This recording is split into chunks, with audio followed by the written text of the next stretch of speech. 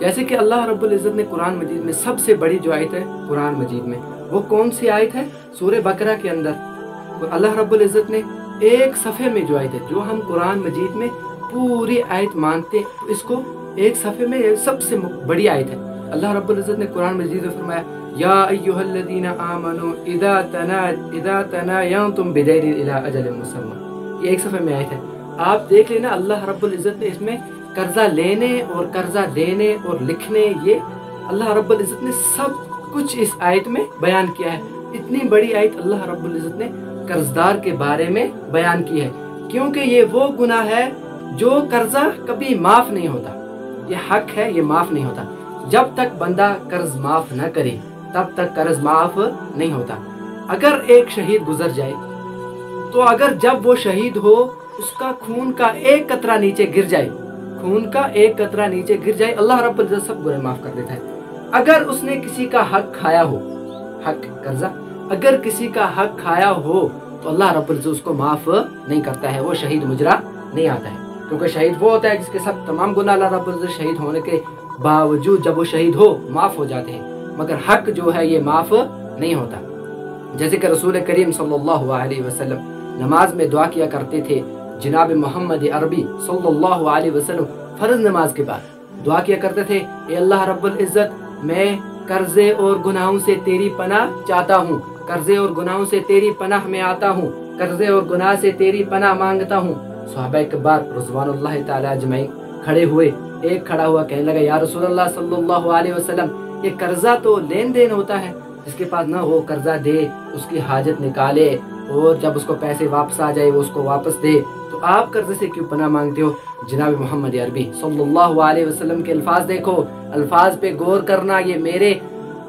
بات میری نہیں ہے، بات جناب محمد عربی صلی اللہ علیہ وسلم کی ہے، مگر زبان میری سے ادا ہو رہے ہیں۔ کیا کہا رسول اللہ صلی اللہ علیہ وسلم نے کہا قرضے سے اس لیے پناہ مانگتا ہوں کہ جب ایک قرضدار کسی کا قرضہ دارتا ہو، جب ایک قرضدار کسی کا قرضہ دارتا ہو، اس کے پاس وہ قرضے والا آئے، جس کا دارتا ہو وہ آئے، اسے کہے میرا قرضہ کب دے گا؟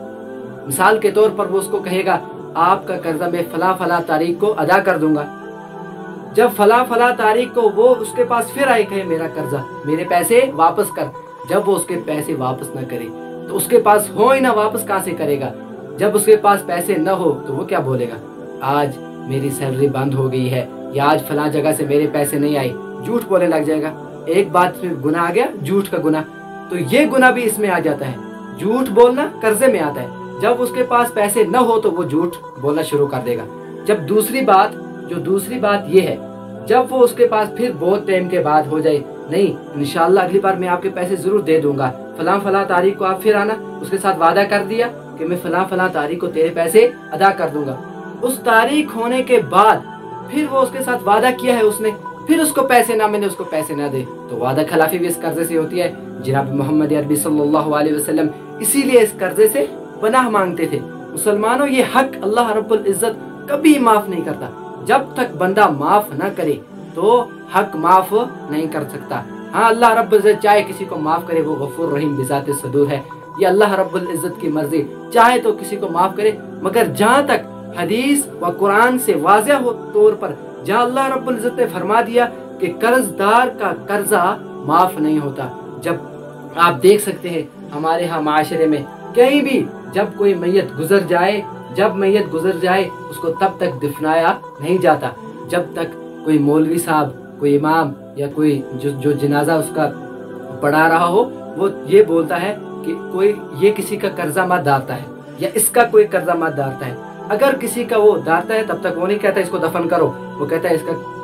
کوئی وارث ہے اس کا جو کھڑا ہو جائے، جو کہے ہاں میں اس کا قرضہ میں اتاروں گا، چاہے وہ 5 ہی روپے کیوں نہ ہو، چاہے وہ 10 ہی روپے کیوں نہ ہو، مگر قرضہ ہوتا ہے، چاہے 10 روپے ہو، چاہے 1.5 لاکھ ہو، چاہے 5 روپے ہو، چاہے 50 لاکھ ہو، مگر قرضہ ہوتا ہے، یہ قرضہ کبھی معاف نہیں ہوتا ہے۔ اسی لیے جناب محمد عربی صلی اللہ علیہ وسلم قرضے سے پناہ مانگتے تھے۔ مسلمانوں، اس قرضے سے اللہ کی پناہ مانگو، اور جس کا دارتا ہو اس کی نیت رکھو، ہاں میں اس کو واپس دوں گا، جب میرے پاس پیسے آئے واپس دوں گا۔ ایک یہ نیت ہوتی ہے، چل یار وہ کیا کرے گا، اس نے آج تک کچھ نہیں کیا، آج کیا کرے گا، آج میرے پاس 50,000 पैसे हैं, मैं उसके 10,000 डालता हूँ, चलो ये 50,000 उधर लगा देते हैं, उसने वो आज तक नहीं आया मेरे घर पैसे मांगने, तो चल जब आ जाएगा उसको मैं पैसे अदा कर दूंगा। नहीं, आपके पास अगर 40,000 पैसा है, आप किसी के 30,000 डालते हो, उसको पहले 30,000 अदा करो।